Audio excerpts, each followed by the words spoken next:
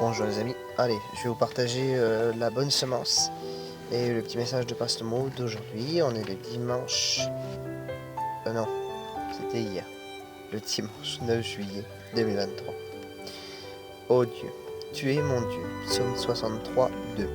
Mon Dieu, pourquoi m'as-tu abandonné? Matthieu 27, 46. Mon Dieu.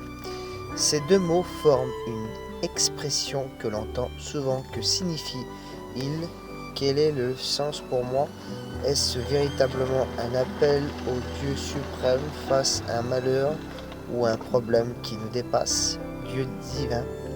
Non, Dieu devient-il soudain présent à l'esprit de telle ou telle situation? Ou s'agit-il seulement de deux mots prononçant sous le coup de l'émotion sans que nous soyons pénétrés de la réalité de son existence? Le troisième commandement de la loi nous enjoint de ne pas prononcer le nom de Dieu en vain, c'est-à-dire à la légère, ou pour tromper. Exode 27. Et si ces deux mots devenaient le début d'une prière authentique avec force? Dans l'Ancien Testament, l'auteur du psaume 63 s'adresse aussi à Dieu. Ô Dieu, tu es mon Dieu.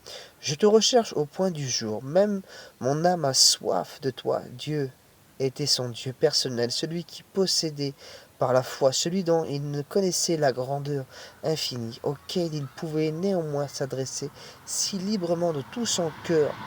Et ces deux mots ont une valeur infinie pour le Seigneur Jésus. Lorsqu'il est à prononcer sur la croix, plus que pour tout autre, Dieu avait été son Dieu. Tous les jours de sa vie sur la terre, il venait maintenant comme victime expiatoire de porter nos péchés et son corps sur la croix. 1 Pierre 2, 24. Il venait de connaître pour nous l'abandon de Dieu. Durant ces 3 heures où les ténèbres ont couvert la séance de la crucifixion, pourtant Dieu était resté son Dieu. Prononcez, j'ai encore ces mots légèrement. Non, Dieu veut aussi être mon Dieu. Amen. Allez, le petit message de Passe-le-Mot, mes amis. Heureux l'homme qui se confie en l'Éternel, et dont l'Éternel est l'espérance. Jérémie 17, 7. C'est la recette du bonheur sur terre. Amen. Que le Seigneur vous bénisse, mes amis.